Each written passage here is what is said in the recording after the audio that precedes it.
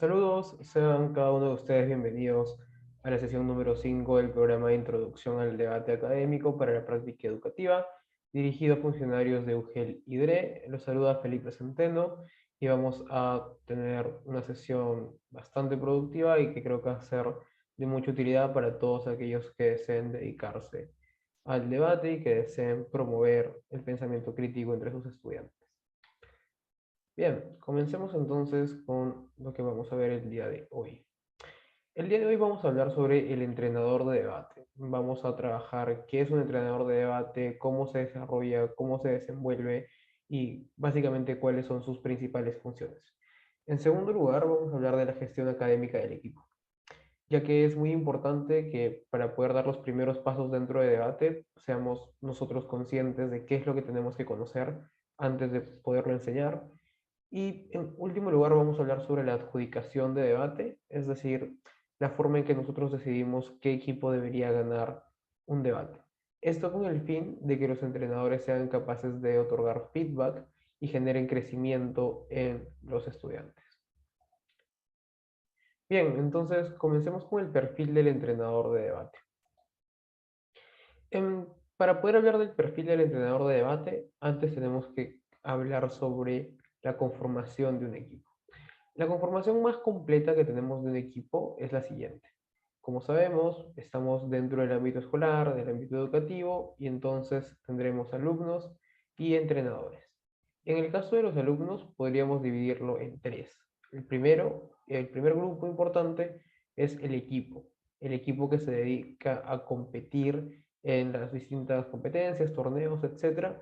Y acá un punto importante es que el equipo no es inamovible y de hecho varía mucho, porque quizá para un torneo enviamos a 4 o 5 estudiantes y para otro torneo enviamos a otros estudiantes, ya sea por su disponibilidad de tiempo, porque consideramos que hay personas que han estado trabajando más dentro de nuestro equipo y en consecuencia merecen ir a un torneo, o directamente por un orden rotativo para que todos participen. En segundo lugar, podríamos hablar de un grupo de debatientes o alumnos experimentados en debate. En este grupo entrarían todos aquellos que ya han ido por lo menos a uno o dos torneos o que ya tienen un año de experiencia en debate. Que, bueno, los separamos como experimentados porque reconocemos que a partir de saber lo básico, estos estudiantes van a tener que pulir cierto tipo de conocimientos, cierto tipo de capacidades, tanto en la argumentación, en la comunicación, en la investigación, etcétera, y no va a ser ya necesario ir a la base, ¿no? La base es algo que ya deberían tener bastante claro. Finalmente tenemos a un equipo, digamos, o una cantidad de estudiantes novatos. Em, este tipo de estudiantes se caracteriza por iniciar en debate, ¿no? No han ido a ningún torneo, quizá ni siquiera saben el formato y es lo que nosotros tenemos que enseñarles. Esta diferenciación es básica para que los entrenadores puedan, primero, gestionar a su equipo de la forma en la que consideren adecuada en la representación de la institución educativa en diversos torneos. La idea de los experimentados es empezar a tener sesiones más personalizadas en la que se pulan cierto tipo de capacidades. Quizá a uno de mis estudiantes le hace falta profundizar en argumentación, mientras que a otro le hace falta profundizar en retórica, ¿no? Es un estudiante que tiene un discurso bastante atropellado, pero que ya sabe cómo funciona la lógica, sabe argumentar, sabe refutar. Y finalmente, la idea de tener a los novatos es generar un programa de entrenamiento que les permita a ellos adquirir una base dentro de debate, que es básicamente lógica, investigación y oratoria, para que sean capaces de integrarse al equipo y comiencen a debatir y comiencen a tener su propia experiencia dentro de debate. Dejando de lado a los alumnos, pasemos a los entrenadores. ¿Cómo es que los entrenadores pueden dividirse o qué perfiles podemos encontrar dentro del colegio? Tenemos un entrenador que puede dedicarse a los temas académicos únicamente, es decir, es la persona que se encarga de revisar las mociones y darle a entender al equipo, tanto a los experimentados, a los novatos, al equipo que representa, cómo se deberían debatir, ayuda con los argumentos, revisa los argumentos que estén bien y da consejos constantes para que el equipo pueda mejorar. Por otro lado, tenemos un entrenador coordinador que básicamente lo que hace es coordinar con los padres de familia, con la dirección y con la organización de los distintos torneos a donde queremos participar. Em, claramente no necesitamos de dos personas para hacer esa labor.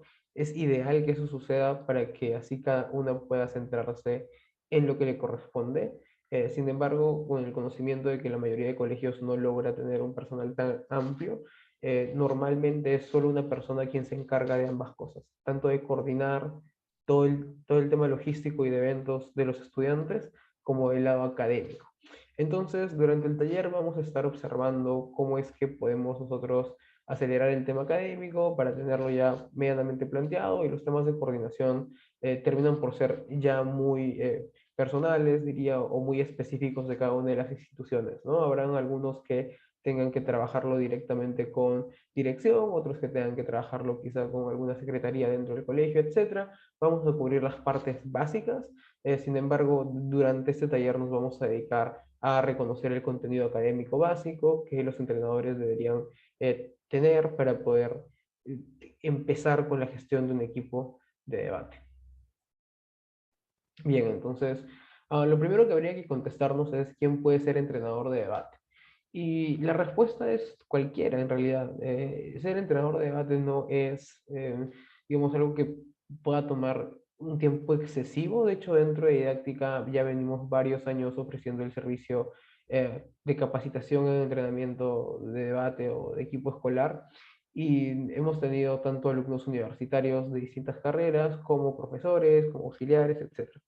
Entonces, eso para dar a entender que si bien es ideal que un educador, un especialista en educación sea entrenador de debate, en la realidad no vamos a encontrarnos únicamente con que solamente son entrenadores de debate educadores.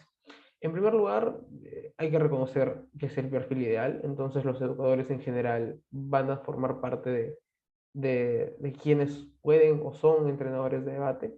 En segundo lugar, creo que sería interesante recordar que en el momento actual hay una gran cantidad de universitarios que tienen formación en debate por su participación en diversos torneos, por estar dentro de un círculo, un club, un taller de debate dentro de sus universidades, etcétera, lo que los lleva a después, pues, conseguir, digamos, algún colegio, algún equipo al que entrenar, y en razón de eso vamos a encontrar a varios universitarios de diversas carreras que forman parte de un staff de entrenadores.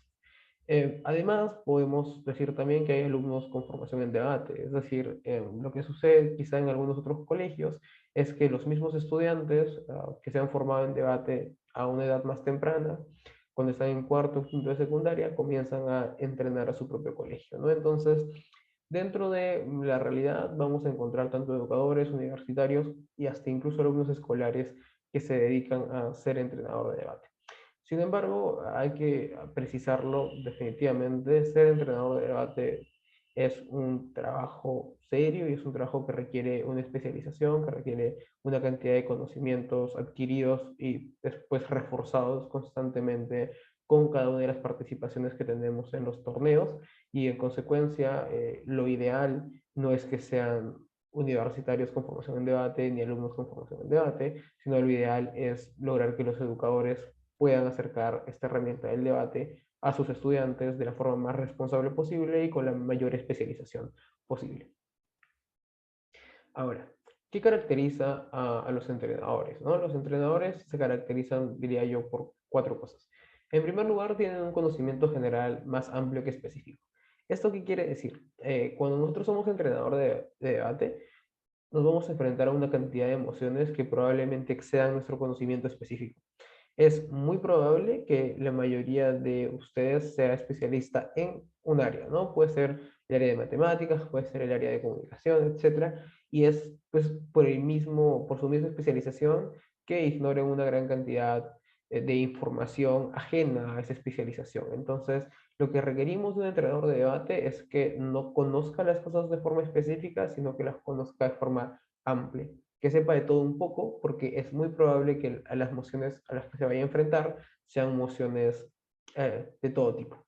En segundo lugar, el entrenador de debate tiene que sí o sí saber de gestión de equipo bajo presión, porque los torneos son bastante estresantes para los alumnos. Esto porque pensémoslo desde las siguientes dos perspectivas, ¿sí? Primero, porque están yendo a representar al colegio y eso ya significa una carga para ellos, además que probablemente esté en juego alguna nota o quizás esté en juego algo significativo para ellos dentro del colegio, ¿no?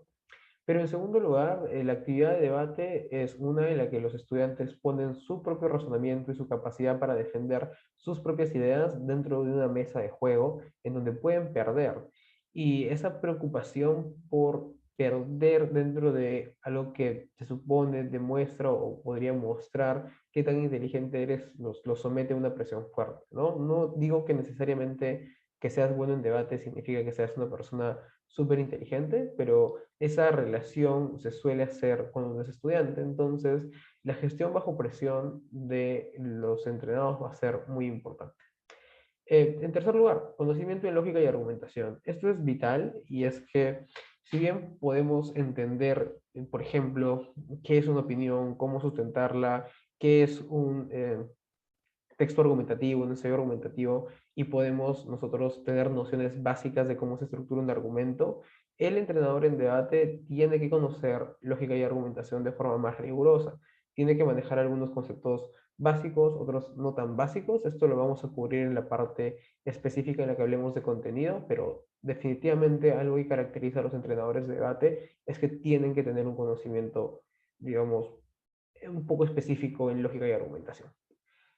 Por último, un entrenador de debate tiene que tener empatía académica. ¿Por qué?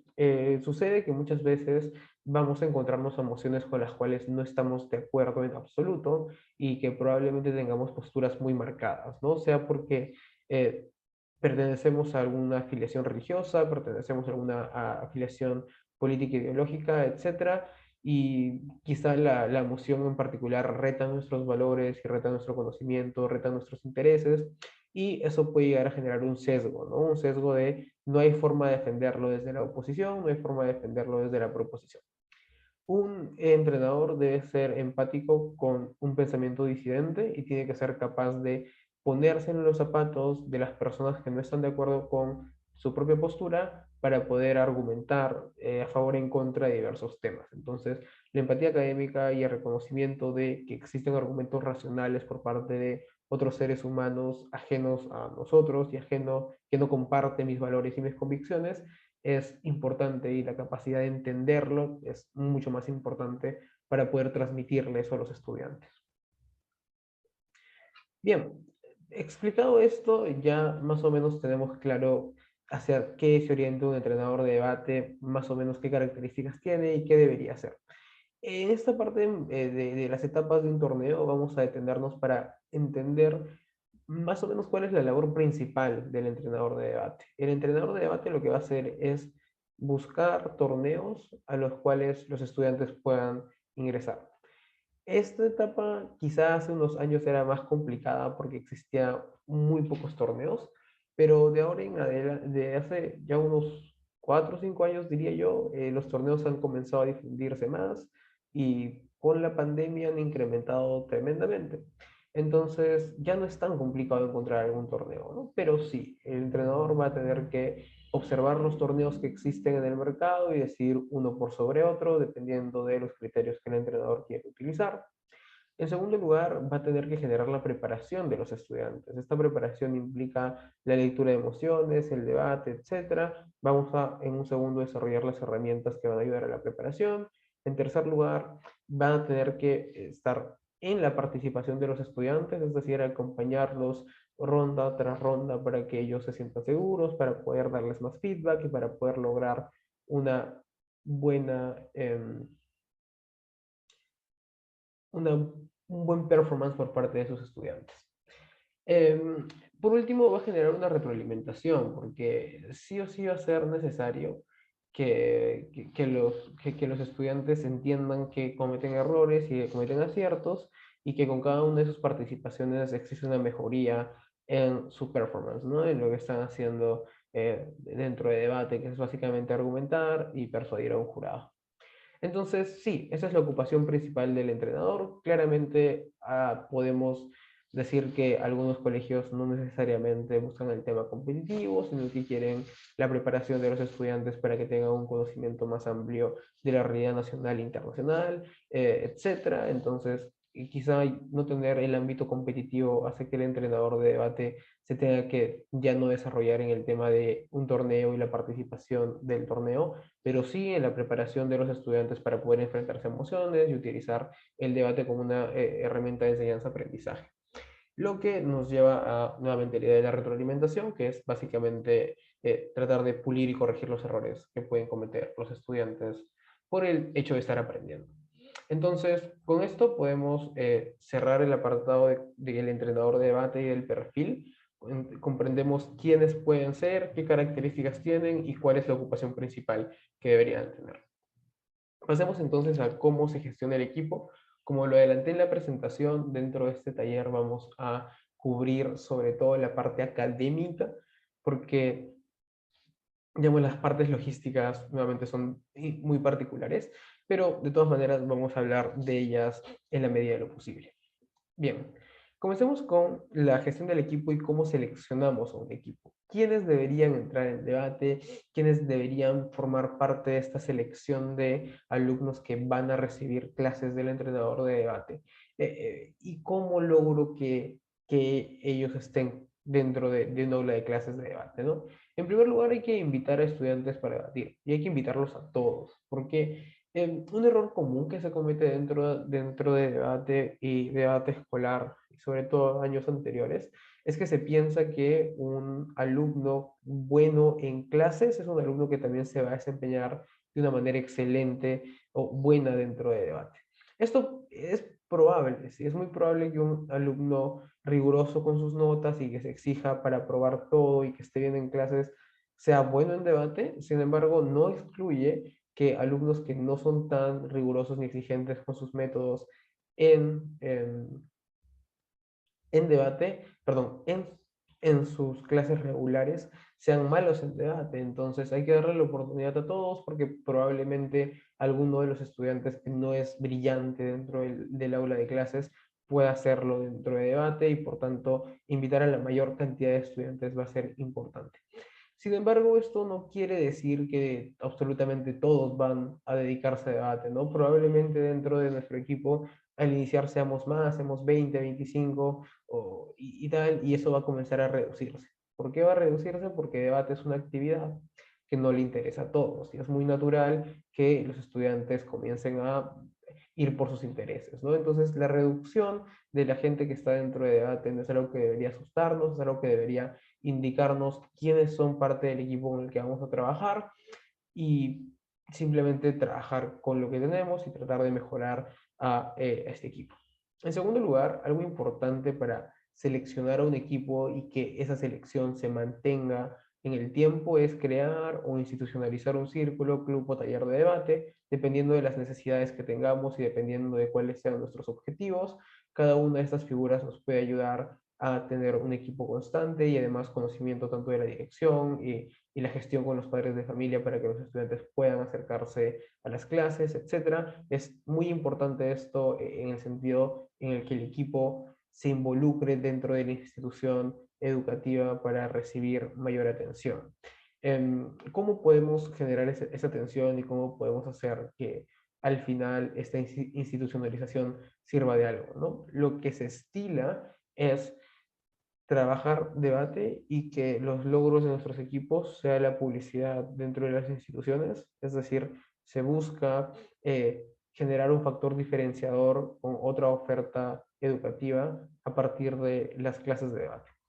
Em, Esto claramente depende mucho de que seamos capaces de participar en torneos y de que seamos capaces de, digamos, tener representación que llame la atención de los padres de familia y de la comunidad educativa. Sin embargo, hay actividades que nos pueden ayudar a resaltar la importancia de un círculo de debate sin competencia, como por ejemplo presentar debates dentro del Día del Logro o directamente en algún apartado cívico-cultural del colegio.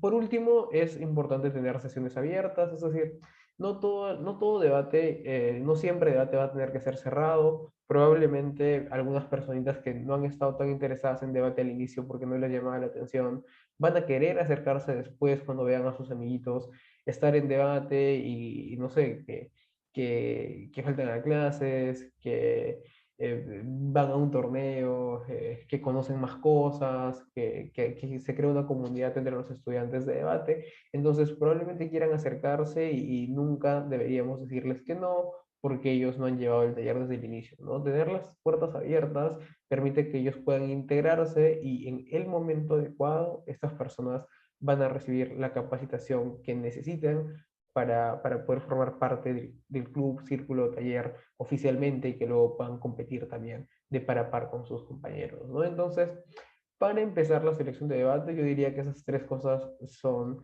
importantes, ¿no? Primero, invitar a la mayoría de estudiantes posibles sin temor a que esto se reduzca a un número pequeño. En segundo lugar, buscar la forma de conseguir apoyo institucional creando un círculo, club o taller de debate. Y finalmente, jamás cerrar las sesiones, permitir que todas las personas, todos los estudiantes que deseen ingresar, ingresen y poco a poco ir conformando nuestro equipo. Ahora, ¿qué enseñamos? Porque aún queda difuso eso, ¿no? Ya sabemos quién es el entrenador de debate, ya sabemos a qué se dedica, sabemos qué debería hacer para iniciar, pero ahora la pregunta es, ¿qué va a enseñar esta persona que se dedica a ser entrenador? Esta persona va a enseñar el formato, que es algo que ya han visto en sesiones anteriores, entonces no vamos a ahondar en temas de formato, pero sí es algo importante que deben ser los estudiantes porque va a ser su principal dedicación dentro del círculo, taller o club de debate, que es básicamente debatir en el formato en el cual nosotros indiquemos, ¿no? Entonces, el formato que se ha trabajado en esta capacitación es el World Schools Debating Championship o WSDC, ya que es el formato más importante a nivel escolar, lo que no excluye que ustedes puedan buscar formatos como el Karl Popper o el Parlamentario Británico, que son formatos también difundidos que puede ayudar a sus estudiantes. En segundo lugar, enseñamos contenido, y el contenido tiene que ver con investigación de cultura general, realidad nacional e internacional. Es decir, es una amplia gama de conocimientos, es un espectro bastante amplio porque cultura general va a implicar desde datos científicos hasta datos históricos, hasta datos, incluso diría yo, de farándula, ¿no? Porque pueden existir mociones de farándula, pueden existir mociones de deportes, pueden existir mociones incluso de deportes electrónicos, y las cosas se ven un poco más específicas, pero nuevamente se mantienen dentro de la lógica de conocimiento amplio y no específico, pero quizá tema específico sí será. Entonces, sí, el contenido que enseñamos básicamente es de todo un poco, pero sobre todo debemos enseñar a investigar para que los mismos estudiantes sean quienes empiecen a autoeducarse en ese sentido, ¿no? Si les enseñamos a generar una investigación adecuada, vamos a lograr que ellos puedan generar esta investigación en cultura general y realidad nacional e internacional que nosotros podemos guiar u orientar, ¿cierto? Si estamos, por ejemplo, con conocimiento de que actualmente existen conflictos entre Rusia y Ucrania, podemos direccionar su investigación a qué está pasando en Europa.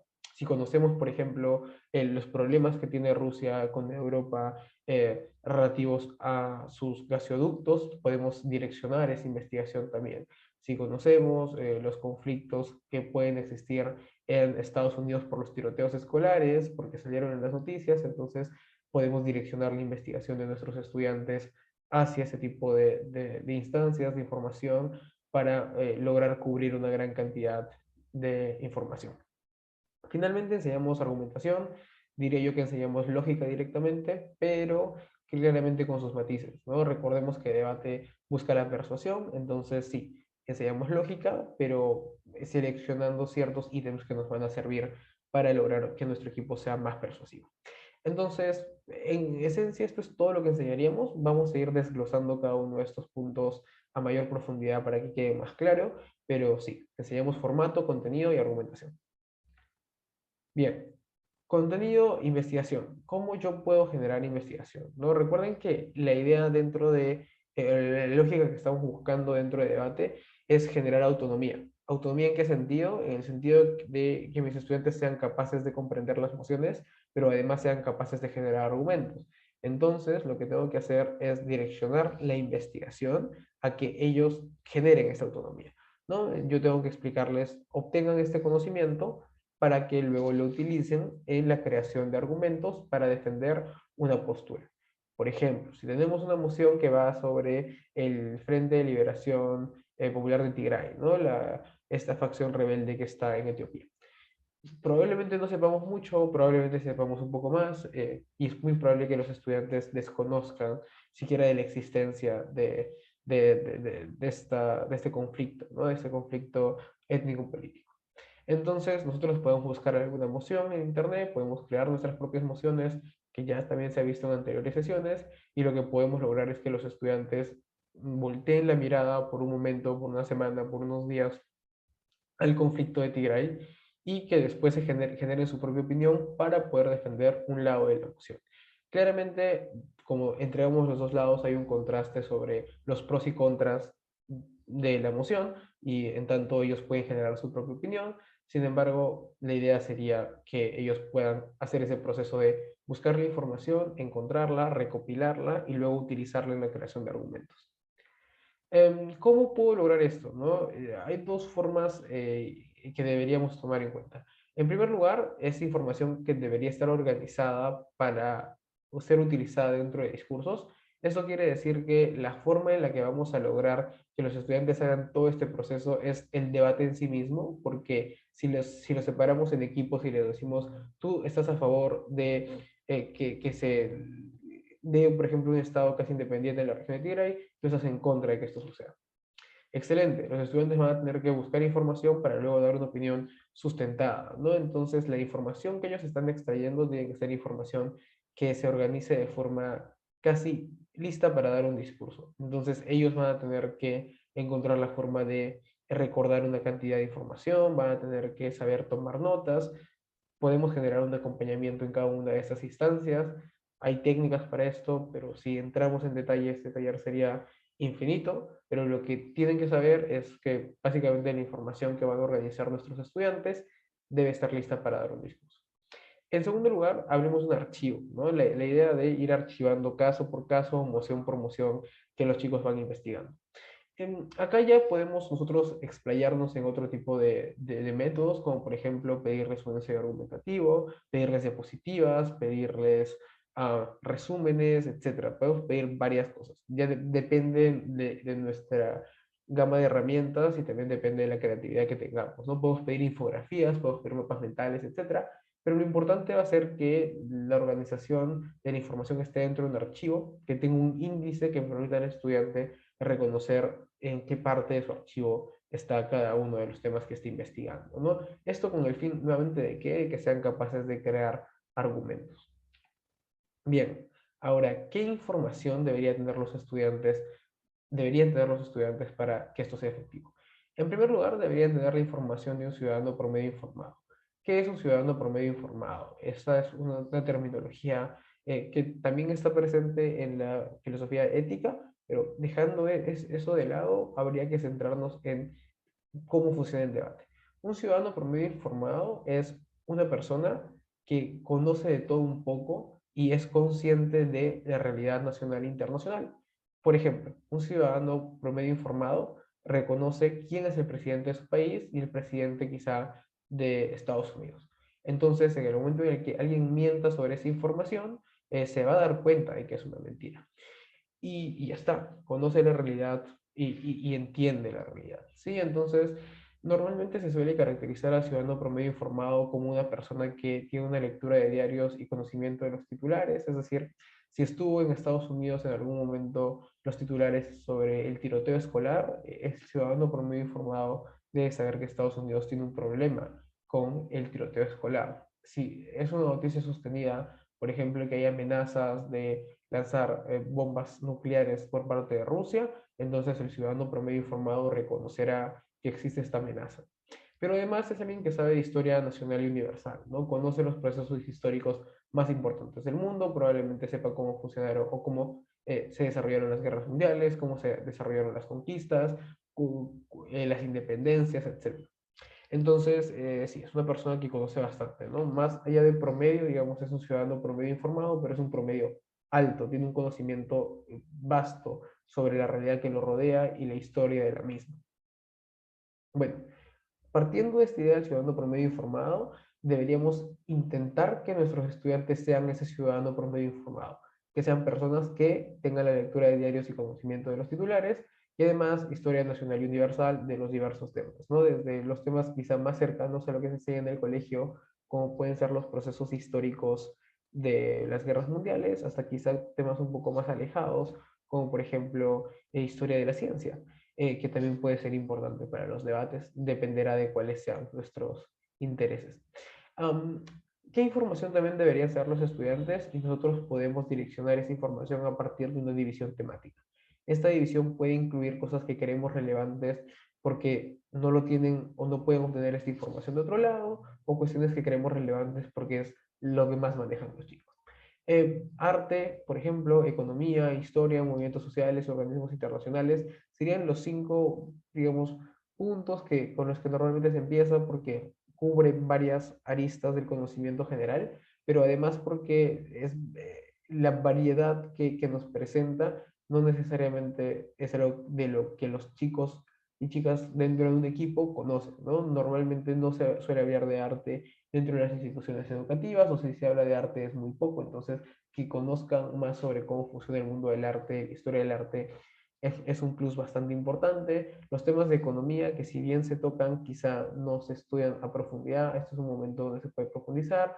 La historia, que es bastante importante para las emociones, los movimientos sociales alrededor del mundo, podemos hablar de movimientos como Black Lives Matter, surgió a partir de George Floyd y la muerte y su muerte, ¿no? Y el movimiento básicamente antirracista, podemos hablar sobre movimientos eh, actuales que están involucrados en política, etcétera, y organismos internacionales, ¿no? Cómo funciona la ONU, por ejemplo, cómo funciona la Unión Europea, cómo funciona la OTAN. Por ejemplo, últimamente estuvo de moda la OTAN, que por el conflicto este de Ucrania-Rusia, ¿no? Entonces, aprovechar esa división temática que se propone para generar investigación en los estudiantes. Ahora, esta información no son resúmenes, y esto es algo que debería quedar claro. Si bien dijimos anteriormente que en el archivo podíamos añadir resúmenes, eso no significa que nosotros vamos a pedir constantemente resúmenes, eso está mal. Lo que tenemos que buscar es que los estudiantes tengan la organización de su información eh, de forma propia para dar sus propios discursos. Entonces, la información que están recibiendo no pueden ser resúmenes, es decir, ellos no tienen que buscar resumen del resumen, ellos lo que tienen que buscar es eh, información en general. No sé si llamarlo fuentes primarias directamente porque quizás sería demasiado decir, pero sí considerando, por ejemplo, la noticia de una noticia narrada por la BBC sobre el conflicto en Ucrania, es una fuente que ellos deberían poder investigar y no deberían solo ceñirse al resumen, ¿no? Sino deberían ceñirse al análisis de esa fuente con su propia propuesta sobre cómo organizar la información para utilizarla dentro de un discurso, lo que me lleva al último punto, y es que no se debe buscar, perdón, que se debe buscar la lógica detrás de la información. Esto quiere decir que la idea no es poner información y acumularla una encima de otra, sino entender por qué esa información está ahí y cómo puede ser utilizada dentro del discurso. Para eso se utilizan las estrategias que anteriormente hemos dicho, ¿no? Tienes que sustentar una postura con la información que estás encontrando en Internet o en libros, donde sea que la persona investigue, que es justo lo que vamos a ver en este momento. Fuentes. ¿De dónde sacan los estudiantes la información? Porque claro, todo es bonito hasta que nos preguntamos, ¿no? Yo no sé absolutamente nada de historia de la ciencia. ¿Cómo le enseño a mis estudiantes sobre historia de la ciencia? La respuesta es Internet y además algunas fuentes, digamos, cercanas a los escolares que vamos a revisar en este momento.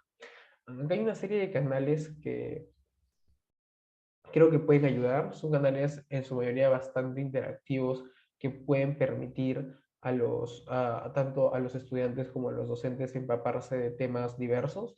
Y voy a ir comentando brevemente cada uno. Tenemos VisualPolitik, que es un canal de YouTube dedicado a la política internacional. Es muy bueno a nivel de explicar cómo funciona la política y la historia de ciertos países. Entonces, si ustedes están interesados en temas políticos, este es un canal que podrían visitar. Tenemos Crash Course, que es básicamente una cantidad de cursos pequeños sobre una gran cantidad de temas. Ahí pueden encontrar temas de ciencia, de química, de física, de matemática y también de filosofía, etcétera. Entonces, son videos pequeños, la mayoría están en inglés, pero están todos, o la mayoría también están subtitulados al español, entonces es una fuente bastante interesante para temas varios. Adictos a la filosofía. Es un canal de divulgación filosófica que se centra bastante en temas éticos y políticos también, que va a servir básicamente para que los estudiantes puedan conocer las principales corrientes filosóficas y las formas del pensamiento humano en su variedad. Esquizofrenia Natural es un canal mexicano que es básicamente videoensayos sobre temas relevantes para la sociedad, ¿no? Habla, por ejemplo, de los tiroteos masivos, habla sobre el contenido multimedia y por qué es tan, no sé, popular, por ejemplo, el cine de Marvel y temas por el estilo, ¿no? Temas relevantes desde un punto de vista académico y siempre con fuentes, entonces eso también sirve bastante. Antroporama. Antroporama es un canal de divulgación de neurociencias, lo lleva una doctora en neurociencias, también española, y tiene información sobre todo de psicología, y del comportamiento humano, que también puede ser de mucha utilidad.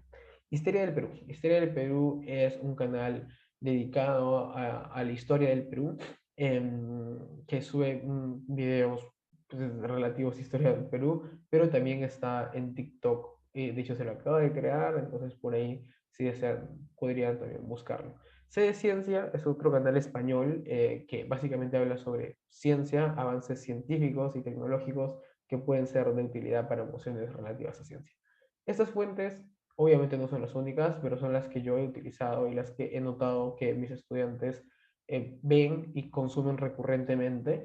Entonces son fuentes que no solo están para decir, oye, mire este video y ya, sino para que ellos puedan verse inmersos en la dinámica de consumir constantemente ese tipo de información, ya que utilizar YouTube con una suscripción hace que el mismo YouTube les diga, ¿no? Tal canal ya ha sacado un nuevo video, ¿no? VisualPolitik ya sacó su análisis sobre lo que está pasando en Ucrania, entonces míralo, ¿no? Y lo que estamos buscando en ese proceso es que los mismos estudiantes generen su propio ecosistema de investigación, que cuando entren a su Instagram, que cuando entren a Facebook, ya no solamente les aparezca cierto tipo de información, sino información que pueda ser relevante para debate y sirve si es que la direccionamos de una forma adecuada. Bien, otras fuentes que pueden utilizar ustedes son textos escolares. Los textos escolares suelen tener estos cuadritos, ¿no? Que son como cuadritos de resumen de las cosas, de los temas que se están viendo. Entonces, esos cuadritos son bastante interesantes. Habría que echarles un ojo a cada uno de ellos y pedirle a los estudiantes que los revisen, que retomen esa información, que la reorganicen, etc. Lecturas que yo diría que esto tiene que ser escalonado, pueden ser lecturas académicas, desde textos o artículos de opinión académico, hasta quizá ya trabajos más elaborados, ¿no? Trabajos de investigación. Y por qué no sería interesante también trabajar el tema de tesis. Comprendo que puede ser complejo en ciertos niveles, pero con el tiempo es posible que los chicos se adecúen a ese tipo de lectura si poco a poco los vamos direccionando. Y finalmente, periódicos. Y quizá periódicos y textos escolares son las recomendaciones más importantes. Los periódicos más importantes de cada país, por ejemplo, los periódicos más importantes a nivel mundial también deberían estar dentro de esta categoría.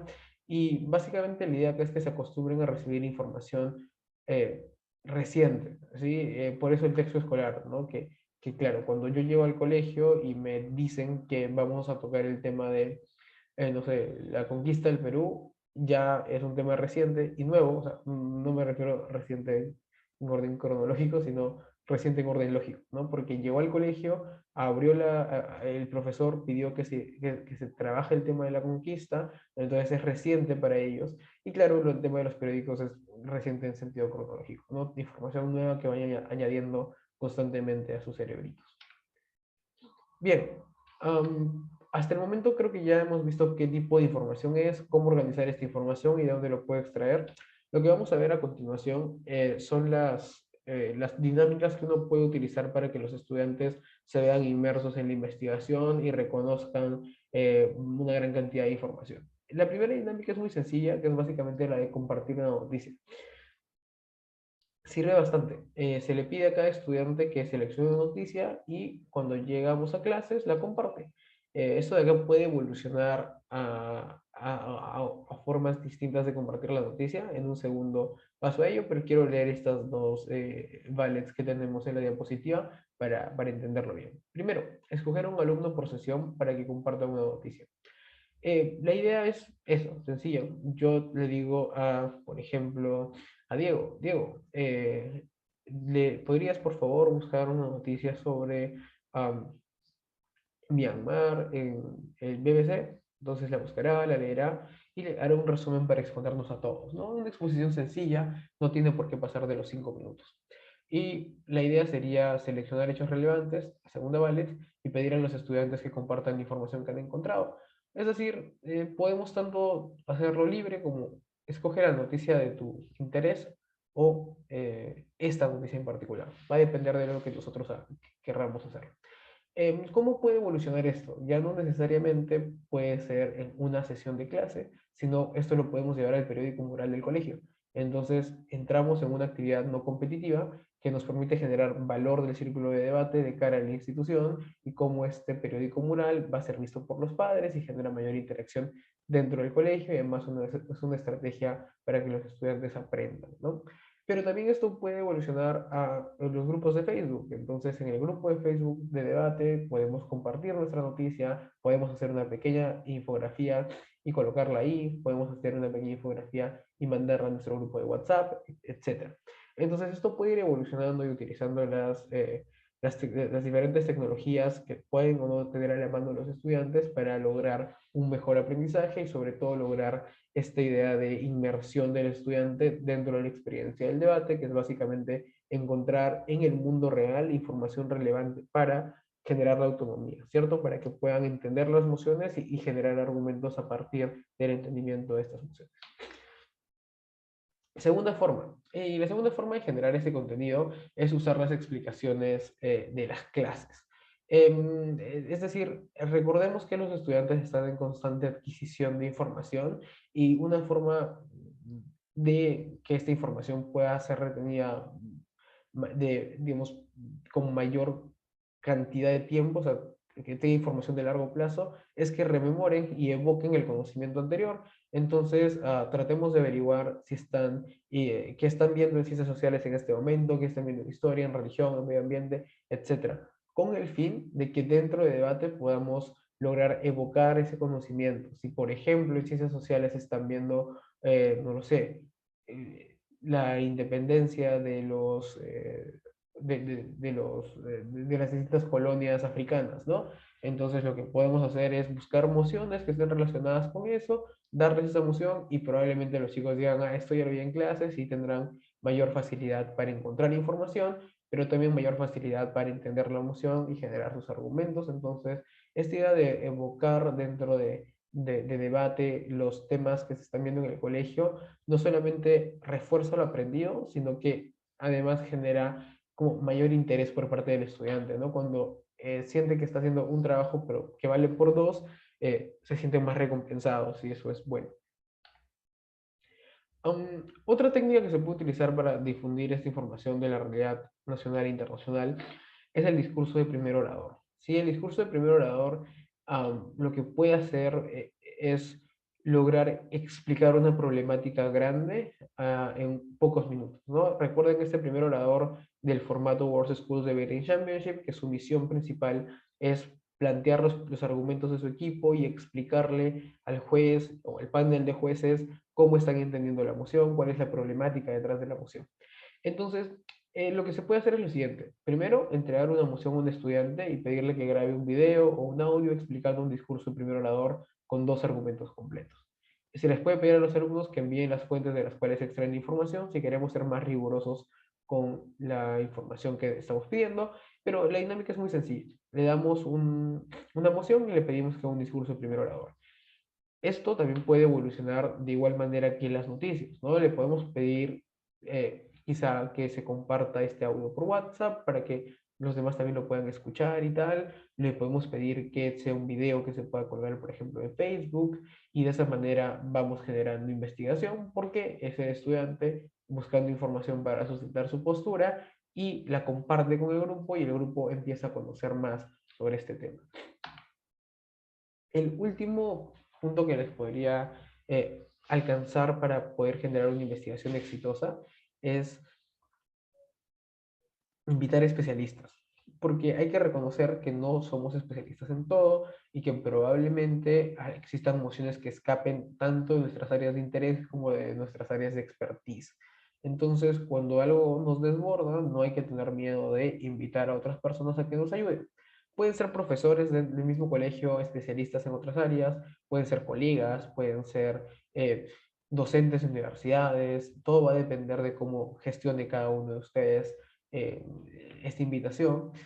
Y yo quizá para recordar, ¿no?, que el circuito de debate universitario es bastante variado, o sea, actualmente Perú tiene uno de los circuitos más competitivos del mundo hispano, bueno, hispanoamericano, y en consecuencia hay una gran cantidad de personas con distintas carreras que pueden aportar a tener un mayor acercamiento al debate desde sus perspectivas, ¿no? Debatamos, por ejemplo, sobre economía y que un economista de una universidad vaya a dar un taller sobre conceptos básicos de economía puede servir un montón. Entonces, pueden contactar con alguno de ellos para que dé un taller, pueden siempre buscar en sus demás colegas algún tipo de apoyo. Em, por último, quizá esa es una estrategia interesante también, es invitar a exalumnos que están estudiando alguna carrera de interés. Si alguno está estudiando, no sé, relaciones internacionales, que venga y explique un poco sobre cómo debatir mociones que tengan que ver sobre relaciones internacionales. Eso sería lo que podría decirles hasta acá sobre cómo generar la investigación, cuáles pueden ser los objetivos que nos planteemos, por qué es importante, cómo organizar la información y algunas estrategias que ustedes pueden aplicar para lograr su cometido. Bien, pasemos al apartado de lógica. Y aquí una breve aclaración. Es muy difícil cubrir estos 4 puntos en un solo taller. De hecho, cada uno de estos puntos tendría que ser una clase única, porque hablando de lógica es un tema bastante amplio. Es una disciplina en sí misma que se estudia. Entonces, no vamos a poder ahondar fuertemente. Lo que sí voy a recomendarles es bibliografía para que ustedes puedan ahondar cada uno en cada uno de estos ítems, pero además recordar que no es necesario ser como doctor en lógica para entender estas cosas, son puntos muy sencillos, pero a la vez bastante detallosos, ¿no? Habría que trabajarlo a profundidad para generar una comprensión buena. En primer lugar, tenemos que enseñarle a nuestros estudiantes cómo funcionan las premisas. Esto implica que ellos entiendan qué es una proposición, cuándo no son proposiciones las oraciones que escriben, que dicen, y de esa forma que ellos puedan comprender la estructura del argumento, ¿no? La estructura del argumento que también se ha visto en otras sesiones, que es la afirmación, razonamiento y evidencia, debe estar está relacionado directamente con el funcionamiento de las premisas dentro de un argumento. Entonces, muy importante que los estudiantes sepan cómo funcionan las premisas. La lógica nos va a dar un acercamiento a esto. En segundo lugar, ¿qué diferencia a la probabilidad de la posibilidad? Es importante también conocer esto, porque no todo lo que es posible es probable, ¿no?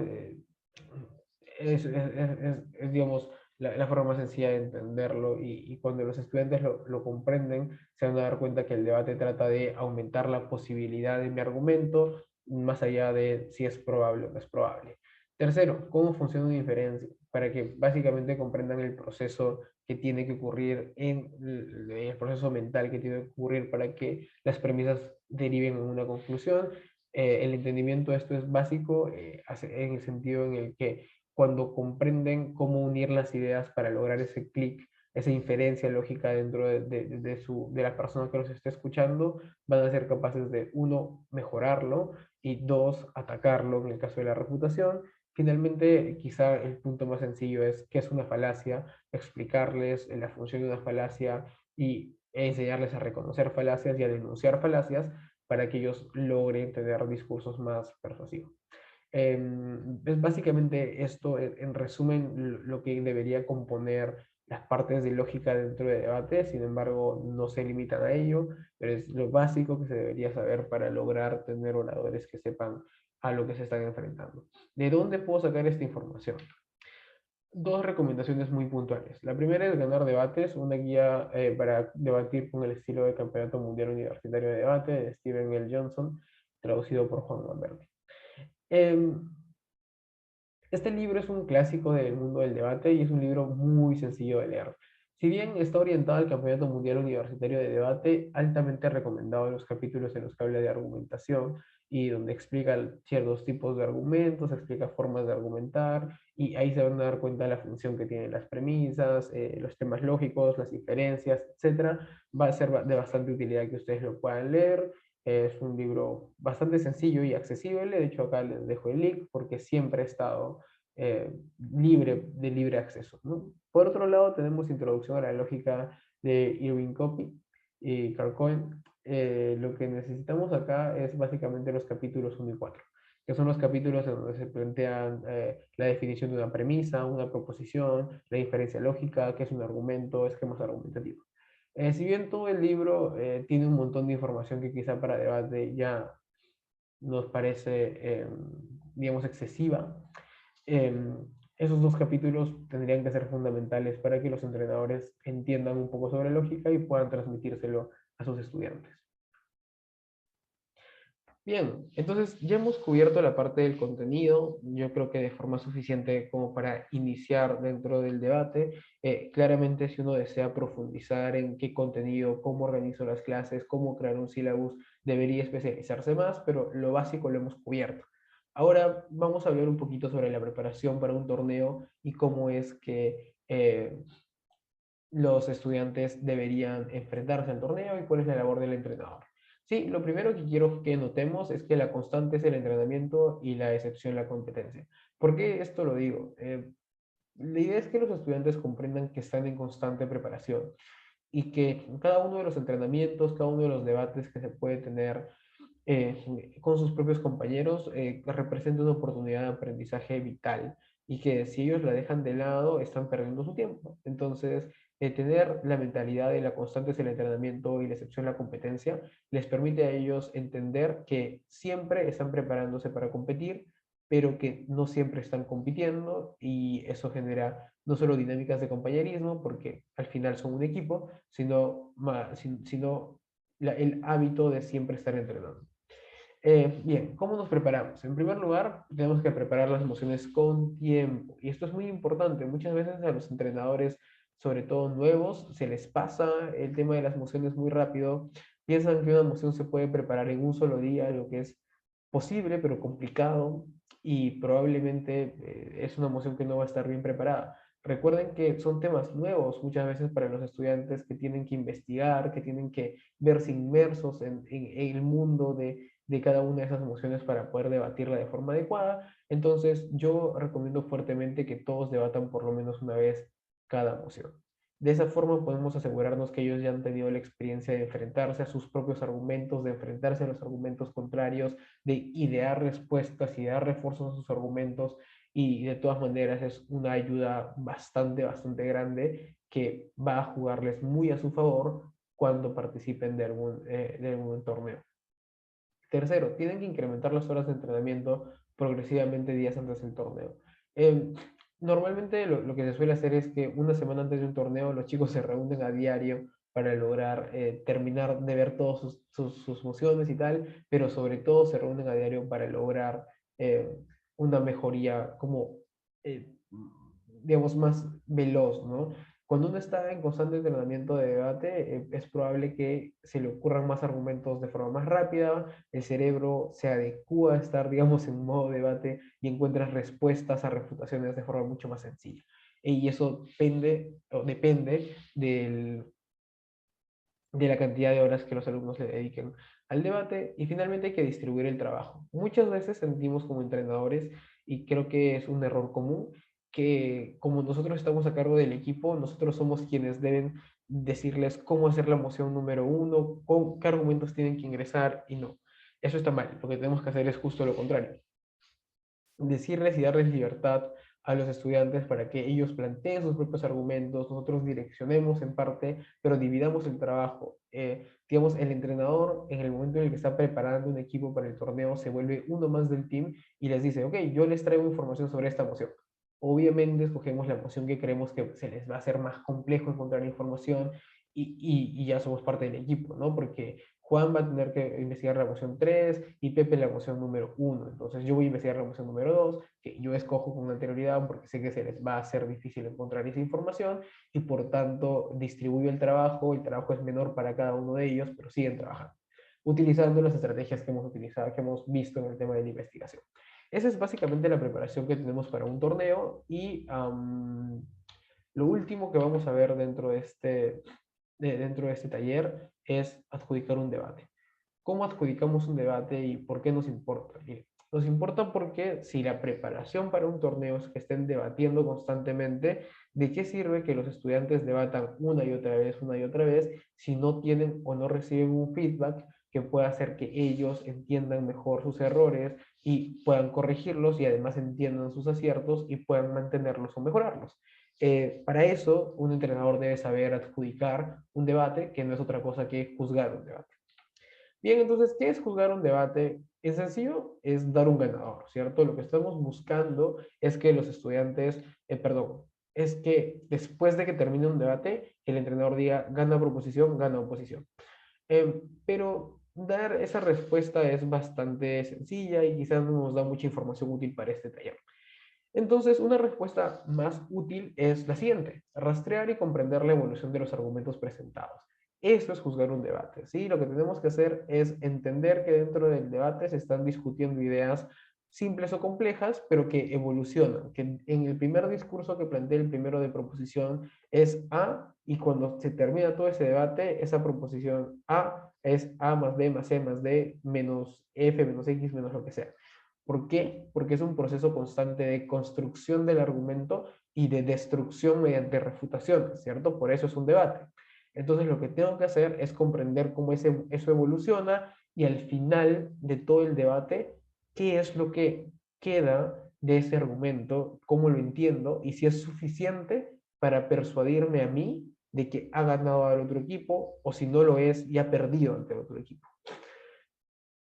Dicho esto, comprendamos lo siguiente. La adjudicación, juzgar un debate, no es polar, ¿sí? Porque si tenemos que comprender la evolución del argumento, no podemos decir, este equipo sí argumentó y este equipo no argumentó. Porque probablemente ambos hayan argumentado y ambos hayan tenido fallas. Entonces, lo que tengo que hacer es preguntarme cómo argumentó para generar ese rastreo, ¿no? Desde el primer orador hasta el último, qué es lo que se ha añadido, qué es lo que se ha restado y cuál es el producto final que yo tengo. Entonces, sí, que quede claro que adjudicar un debate no es decir, refutó, listo, esta idea descartadísima porque el otro orador dijo que la había refutado. No, cómo refutó, cómo argumentó es lo que debemos preguntarnos para ser útiles y juzgar un debate de forma adecuada.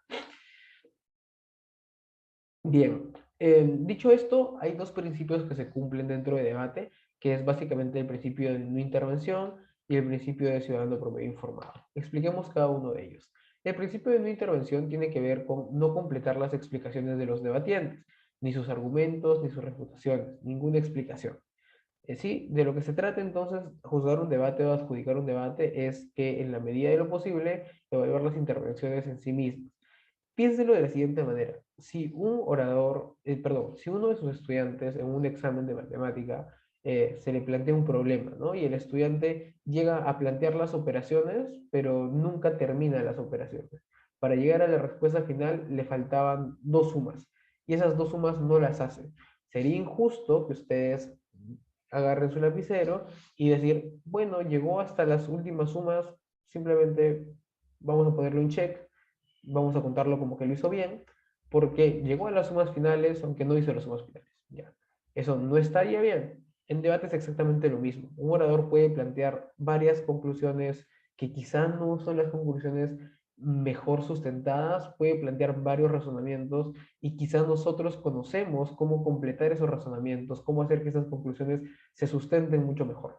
Pero al igual que cuando nosotros corregimos un examen de matemática, no podemos completar esa suma omitida, cuando juzgamos un debate no podemos completar esos razonamientos omitidos. Entonces, no intervenimos en el discurso de los oradores, juzgamos el discurso en la medida de lo posible según la intervención en sí misma. Bien, pasemos al ciudadano promedio informado.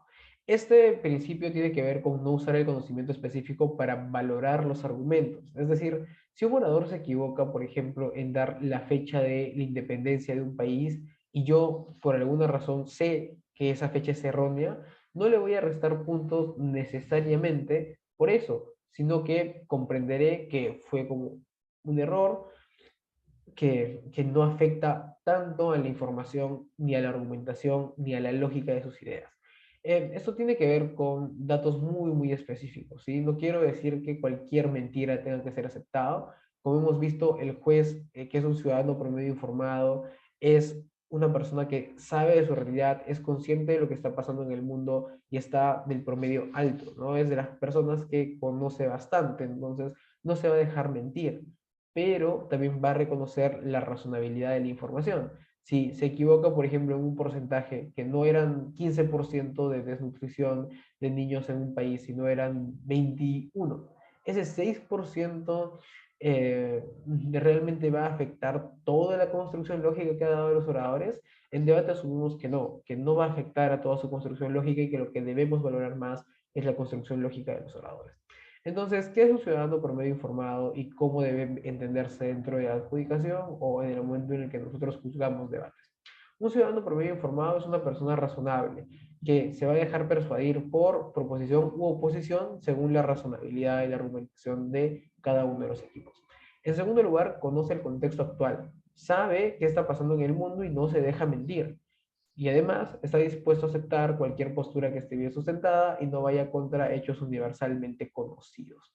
Básicamente, la idea aquí es pensar en que el ciudadano promedio informado va a juzgar e interpretar la información que recibe a partir del filtro de alguien razonable que es capaz de dejarse persuadir por un argumento bien construido.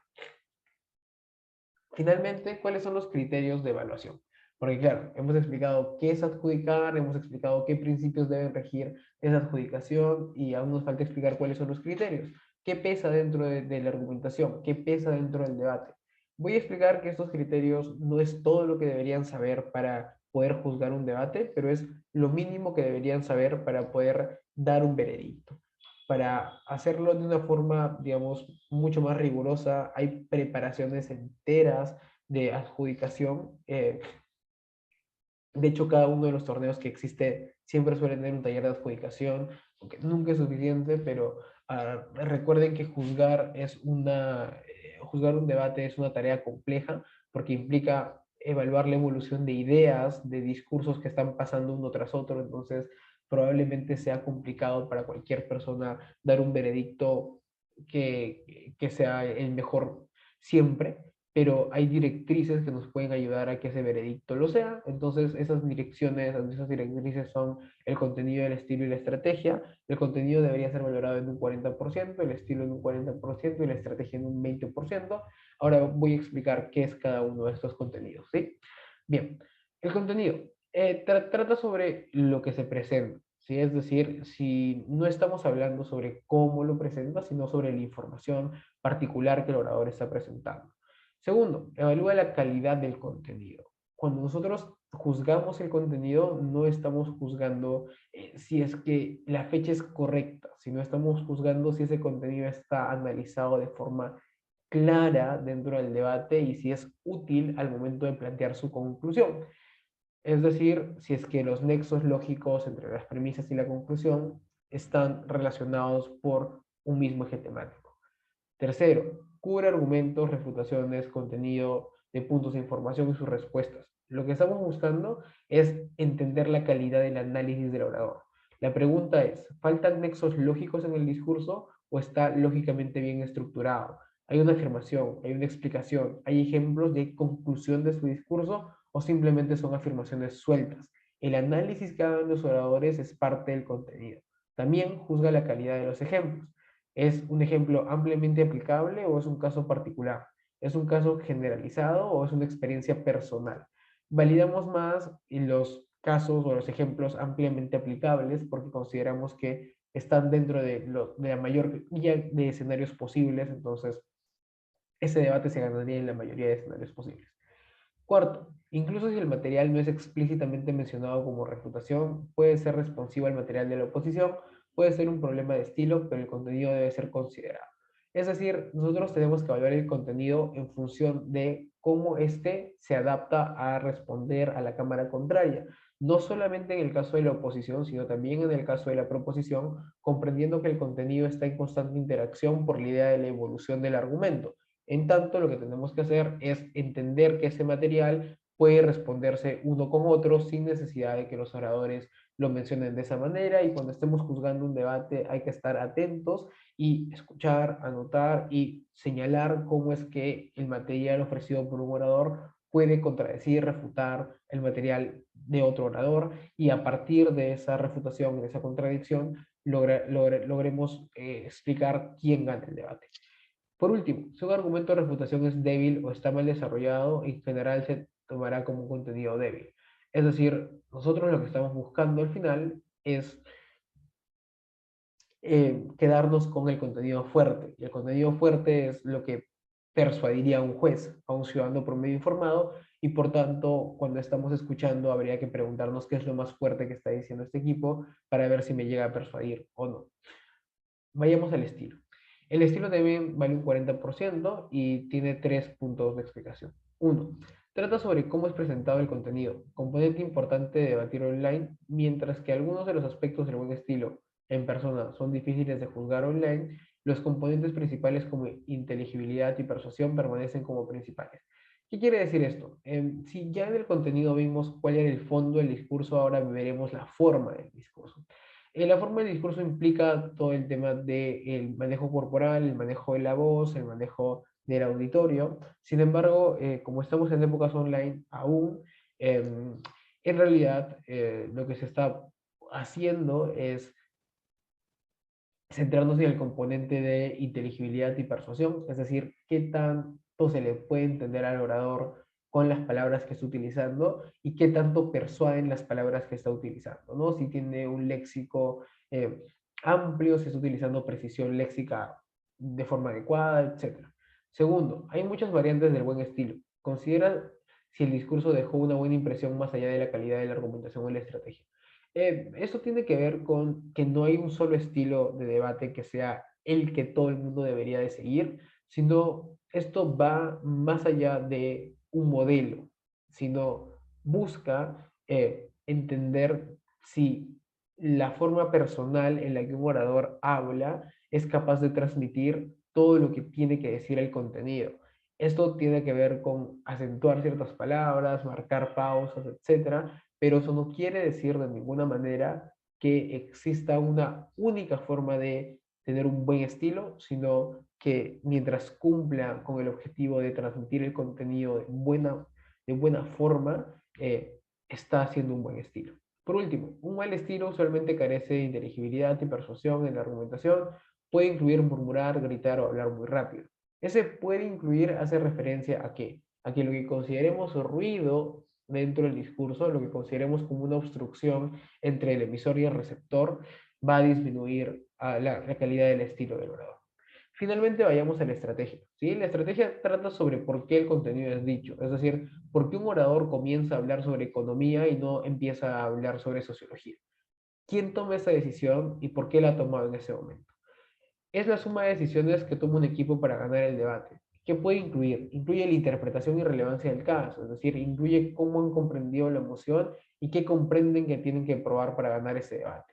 Implica el tiempo del debate, es decir, implica cuánto tiempo le dedican a refutar una idea de la cámara contraria, a argumentar su propio caso, etc. requiere la estructura del discurso, ¿no? O lo incluye. ¿Por qué? Porque aquí hay un tema de priorización. Recuerden que en debate los estudiantes tienen 7, 8 minutos, dependiendo del formato. En Words es 8 minutos en cada uno de los discursos y 4 en el discurso de réplica o látigo. Entonces, eh, al ser un tiempo limitado, a lo que le dedique más tiempo, según la estructura de su discurso, forma parte de la estrategia.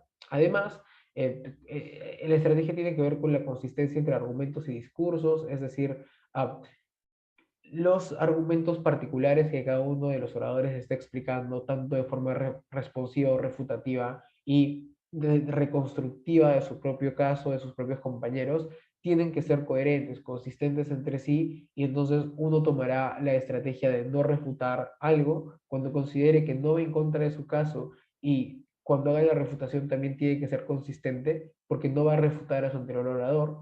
Y finalmente, la estrategia también cuenta los puntos de información, porque recordemos que el punto de información es la intervención del orador en el discurso de la contraparte para poder plantearle una discusión en ese mismo momento, y a partir de qué diga el punto de información podemos ir adelantando cuál va a ser la línea argumentativa del equipo que acaba de dar el punto de información, y eso también es parte de la estrategia.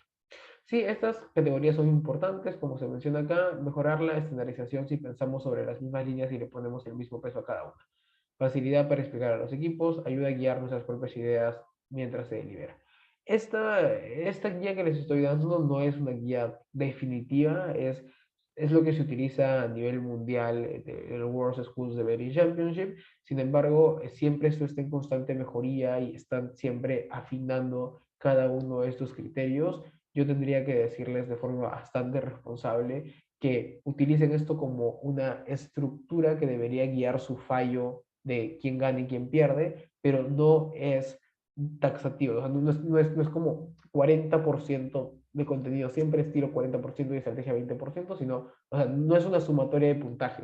A eso voy. No es una sumatoria de el contenido se evalúa del 0 al 40, el estilo del 0 al 40 y la estrategia del 0 al 20, sino es qué tanto debe pesar el contenido, qué tanto pesa el estilo y qué tanto pesa la estrategia, y cómo los oradores se desenvuelven en estas áreas, y cómo es que su desenvolvimiento genera que el argumento al final del discurso, de todos los discursos, evolucione de forma positiva. Entonces ustedes no traten de puntuar en 40-40-20, sino traten de evaluar cuál es el espectro en el que está el estudiante, ¿no? Si es que está logrando un buen contenido, si es que está logrando un buen estilo, y si es que está logrando una buena estrategia, es lo más importante para poder dar feedbacks, para poder ya juzgar a nivel competitivo en torneos, etcétera. Es, diré yo, una capacitación distinta, pero esto es lo mínimo que tienen que saber para poder reforzar las ideas de sus estudiantes. Entonces, con eso acabaríamos esta sesión. Espero que haya sido de su agrado, espero que puedan aplicar las cosas que les he explicado durante toda esta sesión. Quedo atento a cualquier tipo de pregunta que puedan tener. Pueden escribirnos en las redes de didáctica. Yo me encargaré personalmente de contestar esos correos para poder aclarar cualquier tipo de duda. Y sin nada más que decir, espero que estén muy bien y nos vemos en la próxima sesión.